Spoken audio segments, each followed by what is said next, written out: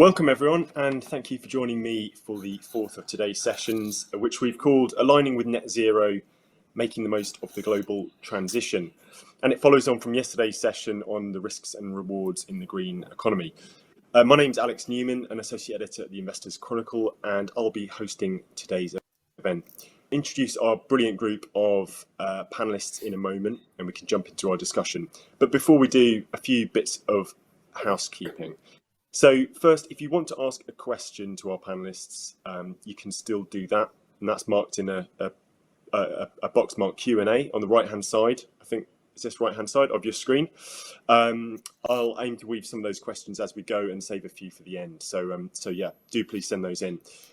Second, I'm told a recording of this webinar is going to be available later today after the event has finished, and then on demand for 30 days. So you can watch that back through the same link you joined this session on, and you'll have plenty of time to listen back to that at your leisure. And other useful links, resources, and the feedback link for today's session can also be found above. Okay, so let's get to our panel today. You'll probably have seen in the blurb for the session that it's a focus on the transition to a net zero economy, which, so they say, is high on the priority of leaders across the globe, as signalled by the emission targets set at COP26 and prior COPs to that.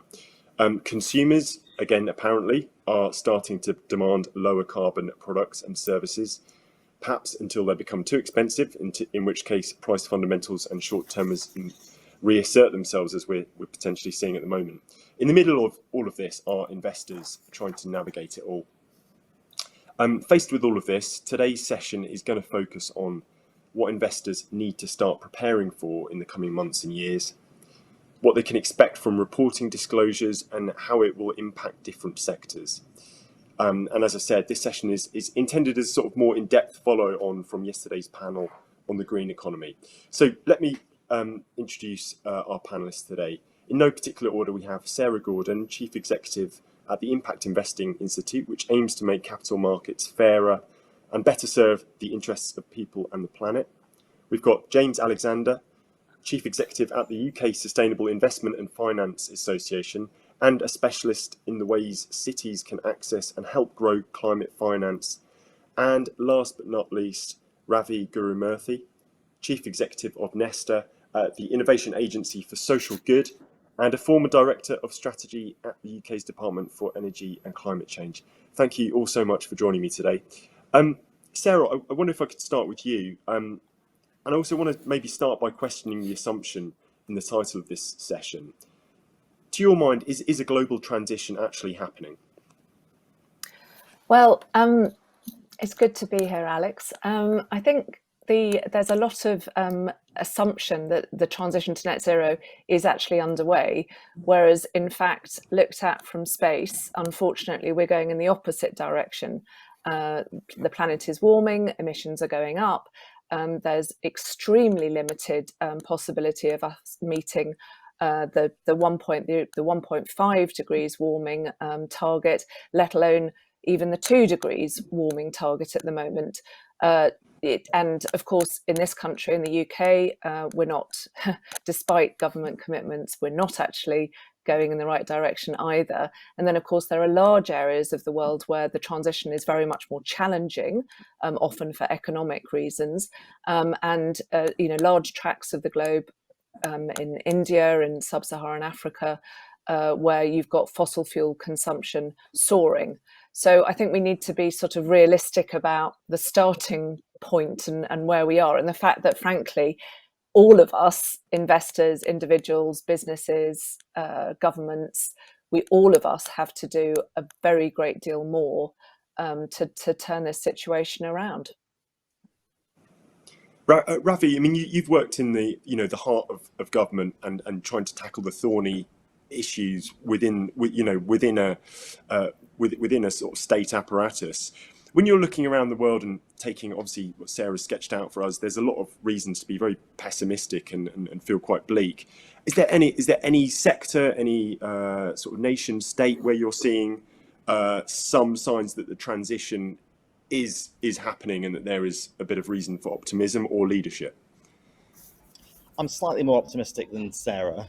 I think it's right to point out just how far we've got to go. But if you look at the different sectors, in the power sector, we have seen a massive change in the last decade.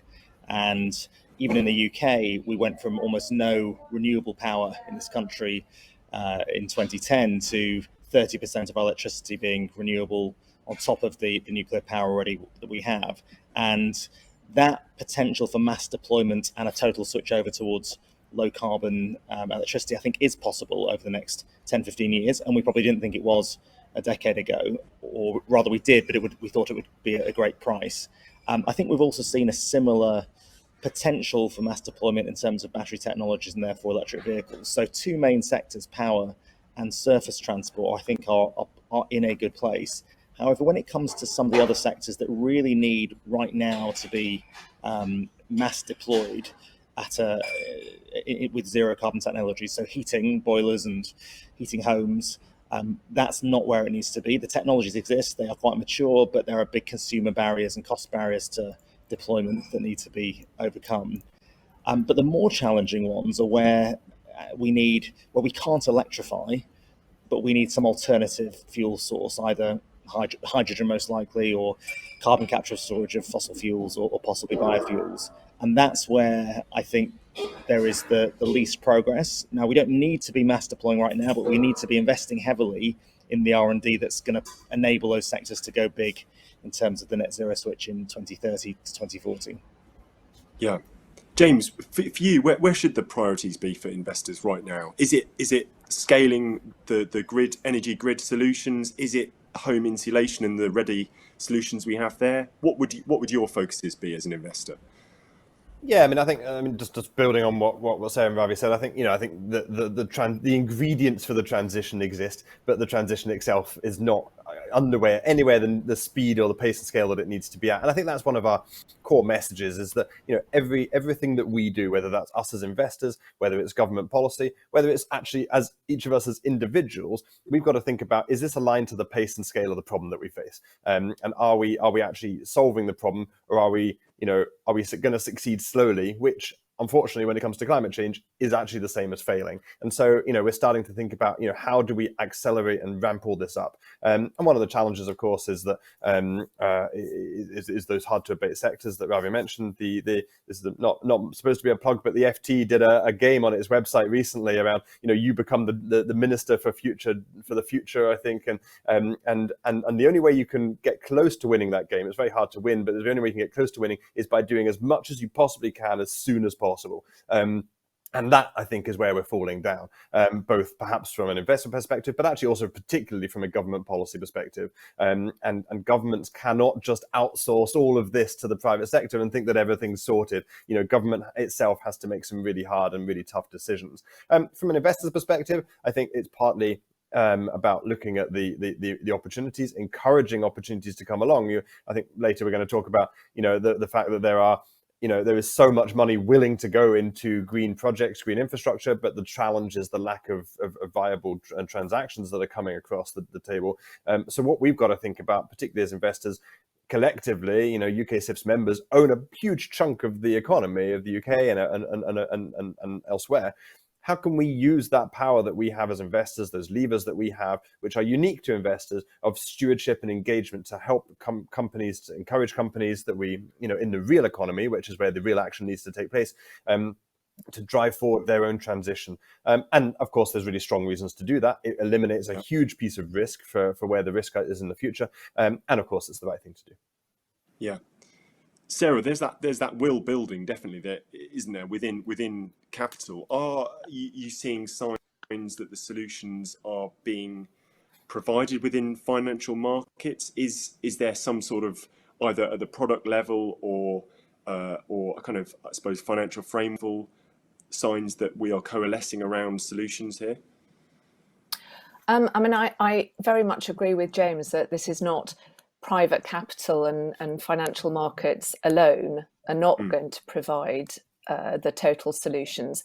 But as Ravi said, a lot of the technology already exists. And I think one of the really big challenges for investors is to differentiate, is to really decide what kind of investment strategy is consistent with the most effective and speediest path to net zero.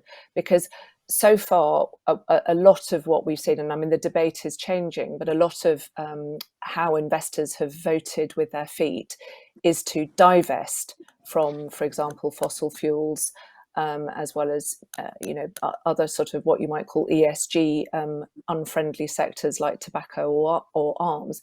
Now, the problem is that if we all divest from fossil fuels, those companies will not have the investment that they need to make the transition. So and this is not just the case for fossil fuels, it's also the case for car manufacturers or train operators, or the whole range of sectors and industries that need to make a really challenging and expensive transition to the way they function to make net zero a reality.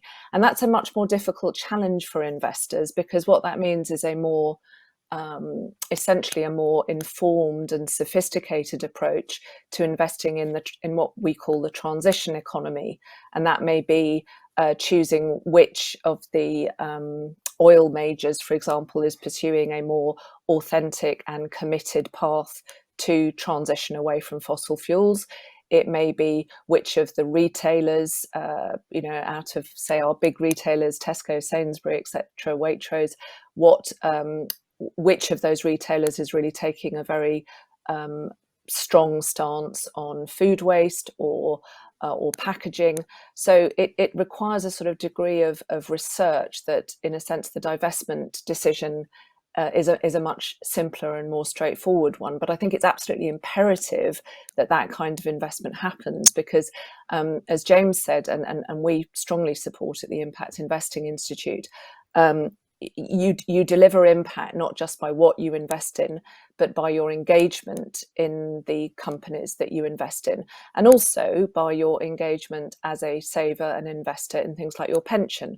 So you as an individual can have a really profound effect on the companies that you invest in, either via your own investment or by your pension, by being active, by writing to your pension fund manager, by taking part in AGMs.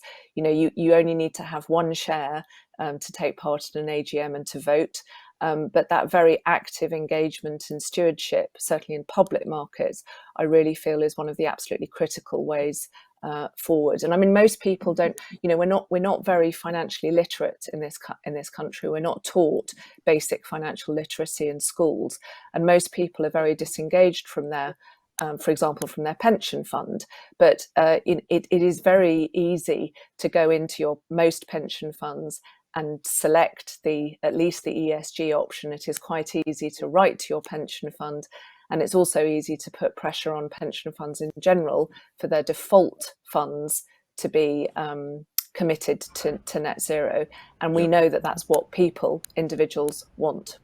Yeah. Can I just build on that a little bit, Alex? Please, James. Yeah. Well, yeah, I was just going to build on what Sarah was saying, because I think the divestment point Sarah makes is absolutely right. But I think there's an additional element to it, which is, if you divest, there's this inherent feeling of, oh, I've done something good, I've divested, but actually what you've done is you've just sold what you own, and you care about the future of the world. Now the reality is you've sold it and it still exists, it just is now owned by someone else. And at this stage in the game, the chances are that the person that's bought that from you cares less about the world than you do, cares less, cares less about the future. And so on one level, one of the best things that you can do is kind of, keep hold of that, but use your power as an investor with your investor voice to make change in that company. Now, of course, there will come a point perhaps where you've tried to engage, you hit a brick wall every time, the company's not doing anything, and you may decide, well, this is not a risk that I'm willing to have in my portfolio, and that's fair enough. But I think if you just divest as the first thing that you do, you're effectively taking the trash and throwing it over the fence for someone else to deal with. The problem is that person over the other side of the fence wants to deal with it even less than you do. So we've got to make sure that we're using all the powers that we have at our disposal as investors, as owners of these firms, to make change before we think about selling them. Because reality is, if you sell them at this stage in the game, who's going to buy it? Yeah, it's really important on engagement, and I'd like to unpack it a little bit more later. Just to finish with laying the groundwork.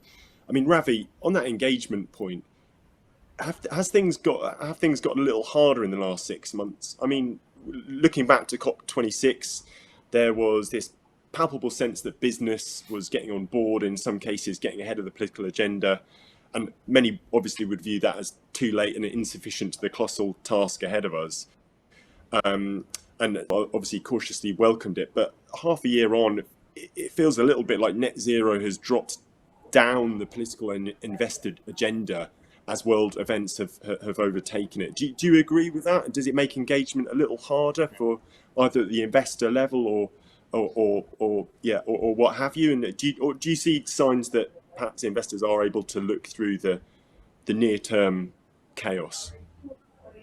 Well, I think investors have to look through the near-term chaos. You can't be guided by the last days and weeks. I think you're right, though, that in the last 2 years, we've seen a huge influx of ESG funds.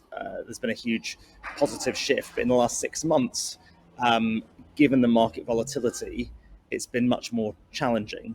Now, I think there is some evidence to suggest that ESG funds, for instance, are perhaps less risky and are somewhat more insulated from some of the market dynamics over the last 2 years. But right now, given the sort of crazy dynamics of large inflation and Ukraine, it's quite a difficult market to go and see through. So I think you do have to position yourself for the long term. I think one thing in terms of the engagement and level of visibility of the issue, it's really, really hard when we're in a cycle of recurrent crises, COVID and then Ukraine. So yes, net zero may be less visible, but I actually think there are some sort of secular long-term trends that make it quite solid. And I think this is now more firmly embedded in people's decision-making than it was 2 years ago. Okay. So we've kind of sketched out a little bit the high-level situation we're dealing with here. I mean, I'm very conscious a lot of the people watching are going to be ordinary retail investors, and they may be completely on board with the conversation we've had before. They're aware of the issues, but they want they want a bit of detail about what the coming years are going to look like for their investments and how it's going to affect some of the companies they invest in. I mean, James, let's take like an ordinary widget maker which gets its raw materials from around the world, draws its energy from the UK grid, and ships its products around the world by road, sea and air. We're talking about a net zero transition here. What would a plan that is aligned with Paris climate goals look like for a company that is kind of sort of is business as usual at the moment, but it's making massive commitments over the next 30 years? What's it got to do? Well, I think that's the core question, and I think again part of this is investors coming back to push these companies to look at this and to make these plans. So it's a great thing, first of all, that the company is thinking about this and thinking about making its plan. So that's vitally important. I guess the first thing the company needs to really do is make a real detailed analysis of where all the emissions are coming from. So what is happening in terms of is energy supply. That's often, for many companies, that's often the key place where their emissions come from. So, okay, what is the energy supply? How can that be changed? That can generally be changed actually quite quickly and quite easily. Then, of course, you talked about the supply chain of that company. Where are its suppliers in terms of where are they at from an energy perspective and from other raw materials perspective? The company is actually in an extremely strong position with its suppliers by saying, this is what I expect from my, in terms of emissions being produced from my raw materials, or you lose your contract. As simple as that. So actually, the company at the top end of the supply chain is in a really strong position to go through and to assess that. And Sarah talked about retailers earlier. I mean, but for Tesco or Sainsbury's or whatever, every single product on their shelves is something that the people are desperate to retain on those shelves. So Tesco's is in quite a strong position to say, well, I want you to reduce the emissions of producing this jar of jam before it can stay, in order for it to stay on our shelves. So I think that's another key part of the analysis. I think the piece that you didn't mention there is what happens to the products that the company makes when they're in use. And for a lot of companies, that's the core source of their emissions. So digging, there's energy, a lot of energy used in digging fossil fuels out of the ground, but actually the vast bulk of the energy used or the emissions produced, is from when they're burnt by a consumer. Same is true for a car company. You know, it's filling your car up with fuel and burning it that's causing the vast bulk of the emissions. Of course, there are emissions in the manufacturer too. So it's not just thinking about what the company doing by itself or where it gets its energy from. It's also thinking about how its products are used and how those products can be better designed, how consumers can be better, informed about how to use those products in an efficient way, and of course, end of life. What happens at the end of the life of those products? How can they be recycled, reused? How can we create this circular economy?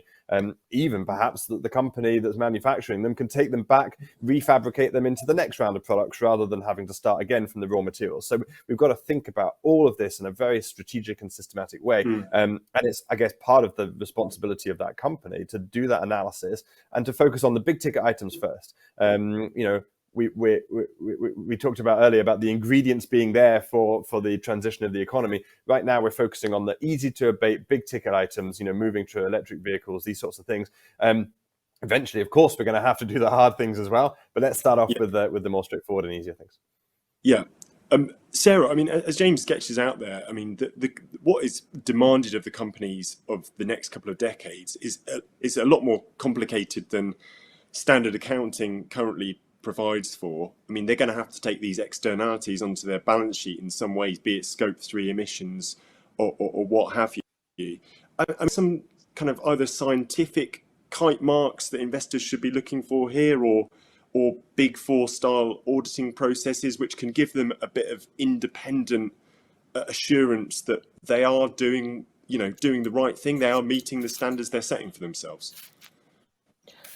Well, I think it's really interesting, and I mean, some of the questions already from the audience are about the challenge of holding companies accountable, either for their promises or their commitments, or in some cases their lack of them.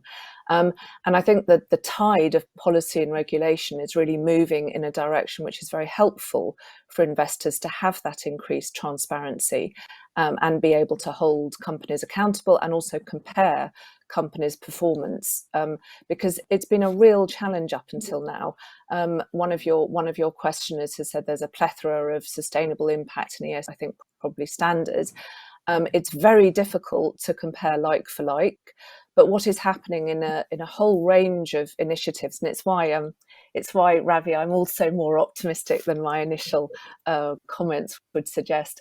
But in a whole range of jurisdictions and in different sort of fora, you're getting developments which are really going to help investors make those comparisons. So in the UK, I mean, one of the really concrete announcements that was made by the UK government at COP26 last November was that large companies and certain financial services firms you're not just going to be able to say, I've got a net zero target. You will also have to publish a transition plan to actually show what your commitment in reality.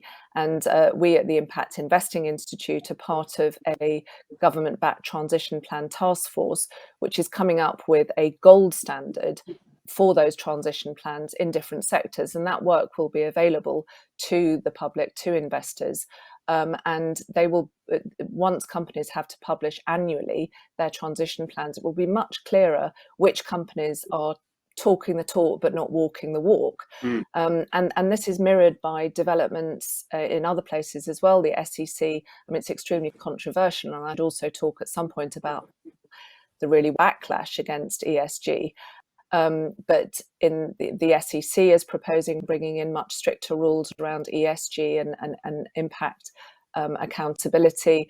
And one of the most positive developments is at the International Financial Reporting Standards Board, where there's just been set up an International Sustainability Standards Board, which is going to be working on the first global sustainability standards. And this is something that people in the industry and indeed investors, people, institutions have been calling for a long time. And I think it's very encouraging that it's happening really quite fast. Yeah. Can you just give us very briefly an idea of what some of that gold standard might look like from a UK perspective, or is it too early days to to sort of specify what some of the headlines we would be looking for? Well, I'm not able to give you any details of that work at the moment because it's not in the public domain.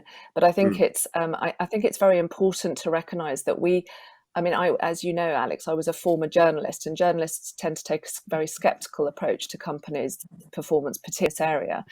And actually, what we all need to do is take a very collaborative approach on this. I believe this extremely strongly. Companies, it's really tough for companies, this stuff. And in fact, what is the challenge with producing a transition plan is thinking, okay, what could we legitimately expect from companies now? We expect of them in the future. There's one of your questioners about, scope 3 emissions, and James talked about, how you measure the impact of your product once it's out in the market. I mean, this is challenging stuff. So we all need to work together, regulators, investors, companies, to help make progress on this. I mean, it's something that I know all three of us on this panel are engaged in, really trying to support regulators, policymakers, and companies. But this is challenging stuff. Ravi, I think the idea of net zero transition plans are actually potentially quite radical and fill a gap in the current landscape, because often I think you have companies who either are telling us what they're doing right now, which is fine, but often to quite small scale, and then they have a massive, lofty net zero ambition and nothing in between. And therefore, it's really, really hard to get a handle on whether this company is serious or not. So the idea of sector by sector and more detailed transition plans, I think, immediately allows you to look at whether this company is credible. And then over time, you can actually start to also meaningfully look at whether those transition plans have been followed. And just on that, I think it would be helpful if those transition plans had a sense of the different scenarios, because you'll need to hedge. You can't always see the future perfectly. And if I were those companies, I would think about different scenarios and what are the no regret measures that they're definitely going to do, and what are the options they're going to keep open, so that they can narrate the choices they've made over time. Yeah, that's a really good point. Ravi, I was going to ask you sort of a follow-on from the points that Sarah was just making there. I suppose on, if we've got an emerging kind of frameworks for how we properly compare companies like for like and assess their plans. Do you think there's any risk that either these processes either straitjacket some sectors or basically end up shutting off finance to some sectors, some of which I mean, we've got a question on the need for materials in the transition, lithium, copper, rare earth metals, etc. I mean, getting those materials we're going to need is going to be incredibly hard. It's going to require lots of environmental trade-offs. Balancing that with also democratic consent within companies to back those sort of projects, it's going to be quite hard. Do you see there's any kind of blowback or unintended consequences from kind of standardizing everything? Yeah, I mean, I think there are lots of challenges. I think one of the challenges actually is the combination of ESG, and sometimes there are trade-offs between the E and the S and the G, and I think we saw that with Tesla around employment practices and governance. But it seems sort of crazy that certain fossil fuel companies would be sort of okay for ESG, but the kind of car company that's made the biggest difference to the transition to net zero would be potentially screened out. So I think that the standardized measures are difficult right now, and you do actually need to be able to interrogate a company in context with their sort of things. That's why those transition plans are useful. I think the difficulty is that's fine for people who've got a lot of time or the fund managers, etc. But standardization is super useful if we want to try to drive even more capital into the right places. So while I don't think it's quite right now, I think it should be something that we should try to develop more sophisticated ways of doing. Okay. James, I wonder if I can bring you back. I mean, you speak with lots of big asset managers, financial services, which represent an awful, I think you said £10 trillion worth of capital. I mean, we can talk about frameworks and the TCFDs and transition plans. isn't the really big elephant in the, or I'm going to mix analogies here, an elephant looming in the room in the years ahead, the possibility of a proper carbon pricing regime, and how that is going to affect both asset allocation and the the massive write-downs which might have to be made on existing assets. What are your network saying about this? So yeah, I mean, great question, Alex. Thanks. And I guess it comes back to what we were just talking about in terms of scenarios and scenario planning and thinking about different scenarios. It is incumbent, of course, on companies, and that's investors as well as real economy companies, to think about, well, what's going on with public policy, what might the changes be, and how would we respond to that, and how can do we get ourselves ready now for the expectation that public policy might shift in future. And it was years and years ago that the PRI published the Inevitable Policy Response document, which was basically saying that sooner or later this challenge, this problem is going to become so serious that governments will be forced to act. And if you're not lined up ready for expecting what those actions might be, then that's kind of, on some level, that's on you as a company. You should be thinking about where public policy is going. And so for us, we want to see carbon pricing across the economy. We want to see carbon taxes that are implemented, of course, in a fair and responsible manner, because what that's doing is that would start to bring public policy to drive the economic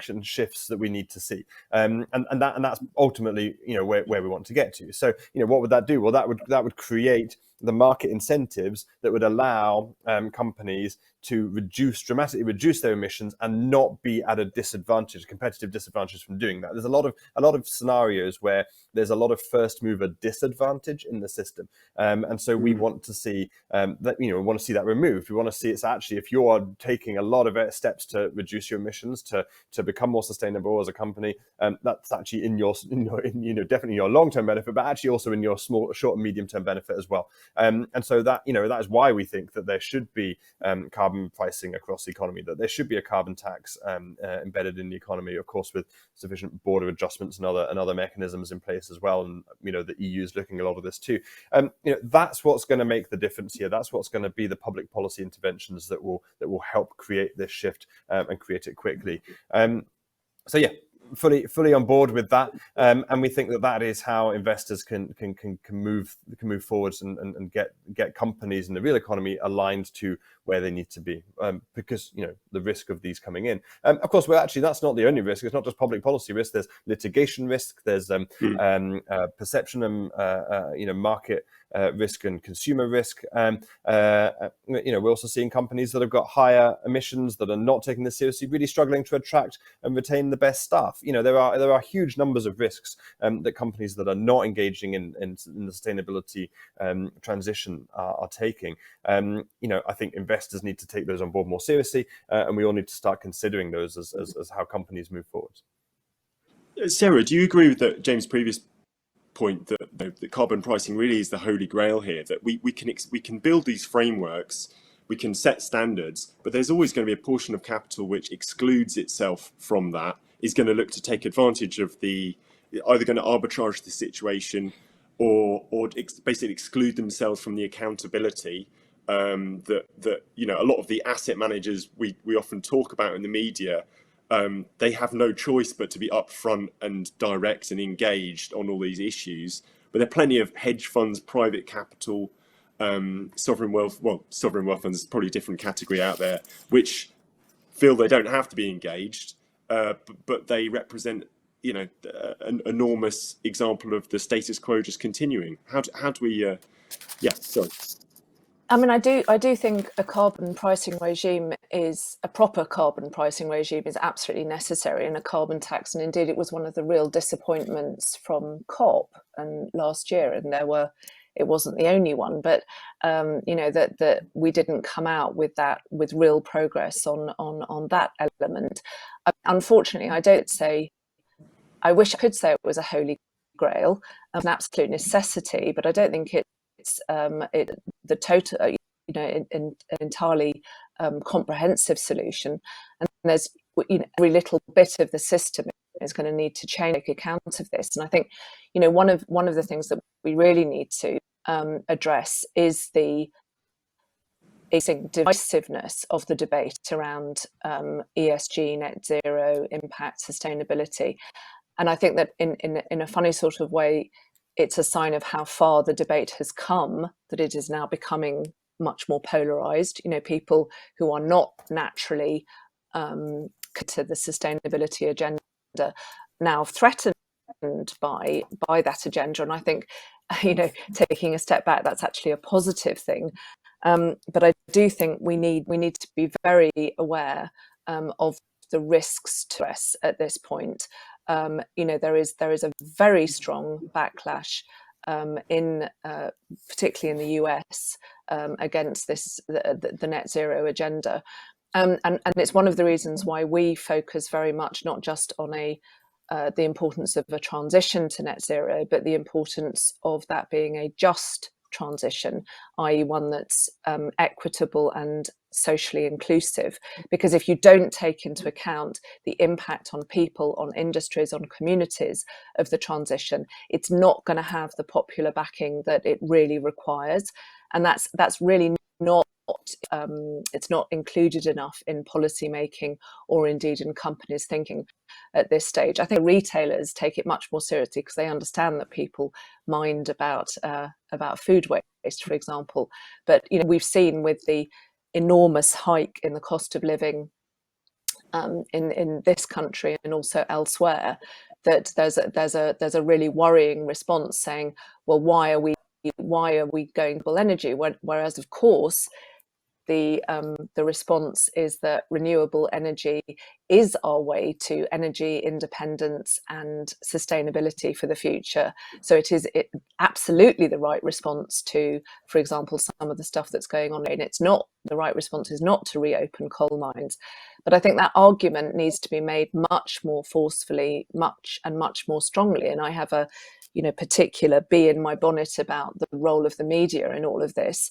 But we really have to get sort of media outlets really understanding that the range of issues around this, the sophistication of the debate, and presenting that to people in a much more persuasive manner, and indeed, of course, our politicians.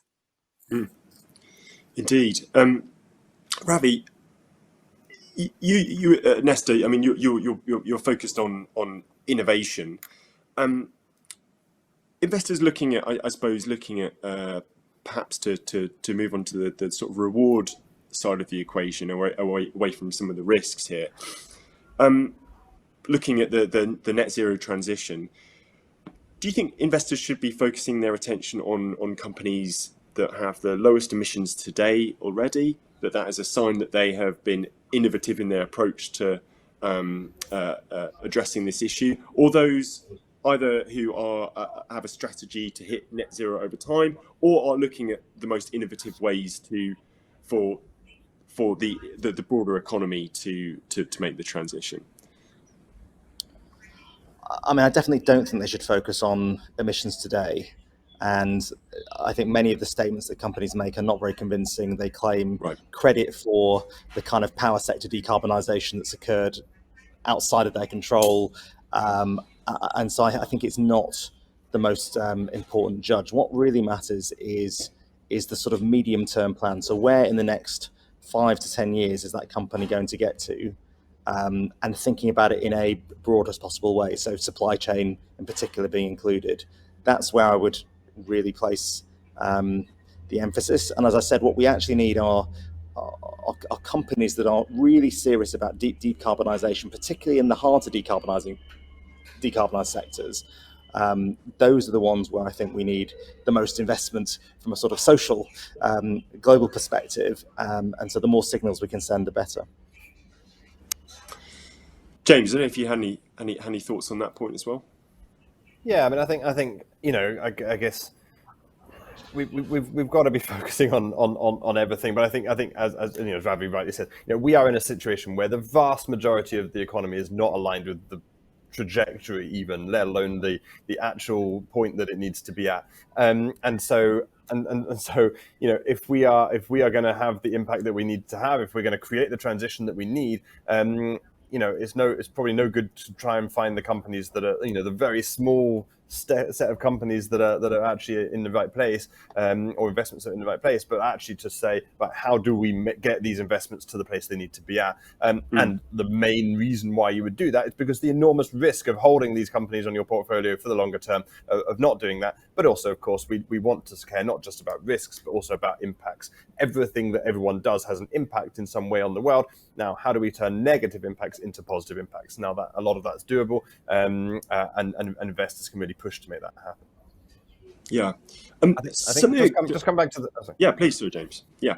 Well, I was just going to say, just coming back to the other piece that we were talking about just a second ago around public policy. I think the other thing we need to see is how do those risks materialize, and how do we create new industries, and government policy and public policy in that sense can help drive and create the new industries of the future. And one industry that really has not got going in this country in particular, and I think the reason for that is public policy failure, is the energy efficiency and retrofitting industry. Now, we know that a huge chunk of our emissions in this country come from having really terrible buildings. We've got amongst the worst buildings, housing stock in particular, from a kind of energy retention perspective in the whole of Europe.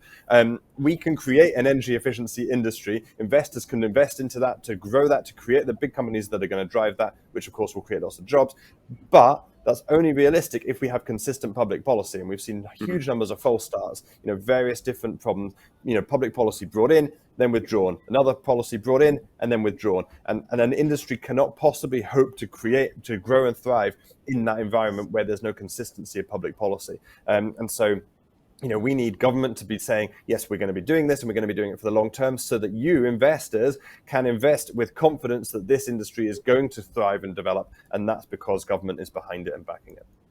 Yeah, I mean, having covered the commercial property world for the last couple of years, it really strikes me that the office developers, for example, I mean, if they switch their business model to actually improving EPC standards within offices, of which there's not much more demand for now, we're all hybrid working, that could be an enormous solution. But yeah, I mean, sort of side point. Sarah, I mean, one of the things that puzzles me is quite how much green investing in secondary equity markets actually has an impact. So if I'm a retail investor, I really want my capital to have an impact. I want to back projects and companies which are making having a tangible benefit, be it renewable energy, whatever it is. But is just buying a share in the open market just moving bits of paper around? And are the projects which I could have the greatest impact, i.e. primary issuance, out there? And if so, which asset classes are you seeing that being delivered? It's one of the things that we debate a lot at the Impact Investing Institute, as you can imagine. I mean, if impact investment is intentional and it is measurable, and it is therefore the most direct way of delivering impact is in private markets. It's not in public markets, in traded markets. However, that does not mean that you can't have an impact in those public markets. Now, you talked about equity markets, and we've spoken quite a lot earlier about what power you can have with your money as a shareholder in a company, or as an investor in a pension.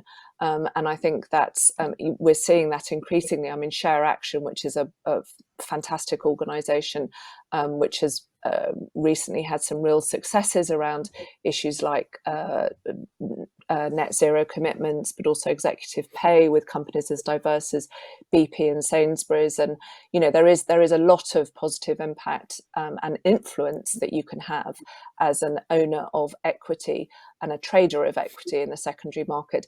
I think bonds are a slightly different issue. And I think within the secondary bond market, what impact are you going to have on the companies issuing the bonds? However, I think that it's incredibly important that we have a thriving sustainable finance market. It's growing massively, but it's still an absolutely tiny fraction of the whole. I mean, all financial markets need to be sustainable, because otherwise there's not going to be a world to have a sustainable financial market, to have financial markets in. So what we need to see is these very dynamic, thriving, active markets in green bonds, in sustainable bonds, in ESG funds, hat funds. So I don't think one should oversell the impact one has in secondary markets, but it's definitely not irrelevant to the whole debate. Ravi, do you see the opportunities out there to inject fresh capital into projects which have which are going to impact? I mean, there's obviously there's a degree of demand there. Is it being matched by supply? Well, actually, I mean, in recent years, there's obviously a glut of capital going into early stage startups and founding companies. So in some ways, I don't think the actual binding constraint right now is capital for new ideas. I think the constraint is, as James was saying, a kind of clear regulatory framework that actually allows these companies to grow predictably. And just to sort of, in a way, come back to that question about carbon pricing, if you think about the sectors in the UK, like electricity and heating and transport, that have moved or faltered in some cases, it's not really been done through carbon taxes. 20 years ago, I think people thought that's the way we're going to make the transition. We're going to have a single carbon price across the economy, or a carbon trading scheme. In electricity, a carbon price floor exists, but it's dwarfed by the size of the fluctuations in the gas price. And what's really driven it is really clear regulation, really clear targets about how we're going to shift the electricity mix. Same in vehicles with vehicle emission standards. And I think that's exactly what we need in the residential heating sector to get the kind of capital allocated in the scale it needs. You need a very clear timetable for the phase out of gas boilers. And not stop-start subsidy schemes, which will then inevitably not have the confidence of the market, because they are always subject to the degree to which the Treasury will support something, and the Treasury doesn't commit for more than 3 years at a time. Yeah. James, I just wanted to finish on a point on I suppose, just to return to the retail investor perspective here. I mean, often retail investors will have to delegate some of these decisions to asset managers, fund managers, and that's the way they can sort of diversify their portfolios. I mean, but what's your take on this? Is it to a degree a matter of outsourcing ethics and how we define a sustainable net zero transition to someone else, when really no one really has it sounds like no one really has a monopoly over that at the moment? What's your take on that? Well, I think a really key part of this whole process is to make sure that your fund manager, that your financial advisor actually understands what your values are, and the fact that you want your values reflected in your investments. And so, making that point very clear up front is a really key starting point. We do a lot of public polling, and over the last 12 years, we've been asking the same question, which is, what do you care about when making investment decisions? And the number of people that only care about financial returns has dropped dramatically. And so, we are seeing definitely that people have, care about other things as well as financial returns. Of course, financial returns is extremely important. And we're not saying this should be, we shouldn't be looking for financial returns, but we care about other things. And it's at what cost are we seeking these financial returns? I think it's a really important question. So I think expressing those values, sharing those values, making it clear that you are investing with these wider perspectives in mind, I think is a really important piece. Now, one of the challenges we see, though, is that financial advisors in our network, when they are responding to their clients, increasing numbers of clients that are saying they want to invest in line with various values, are looking at the range of funds they can invest in and sort of saying, well, hang on, how do we know that this one is sustainable? It's doing what it says on the tin. And so we I think one of the questions we had in the Q&A was around, is greenwashing out there in the industry? And it is, there is greenwashing out there. And I think our concern, and it might be surprising for a firm that, a membership network that has the financial service industry as its members, we want to see more regulation to tackle greenwashing, because we think greenwashing really harms the leaders. If somebody is going out there, if a firm is going out there with all the analysis, the research to make a really, really strong, reliable, robust product that is doing something good for the world, and someone else can show that can say they're doing the same thing just with a good marketing department, there's a problem. And so we're quite pleased that at the moment we're part of an FCA working group that is creating new fund labels, and we hope that that's going to do some, go a long way towards addressing some of the greenwashing that we see, where if you are saying you're sustainable, you have to prove it, you have to prove what you're trying to achieve in the world and how you're going to get there, and back that all up with data and reporting that shows what you're doing. So, we're positive about the future, but for now, I think it's about expressing what your values are and how you want to see your money managed. Absolutely. Well, I think we've done quite a good job there of working in some of the questions that have been coming in throughout the session. But I think that's pretty much all we've got time for today, I'm afraid. So just to remind you, this session will be on demand for 30 days. So you can watch it at your leisure or share it with your friends, family or your network if you found it at all useful.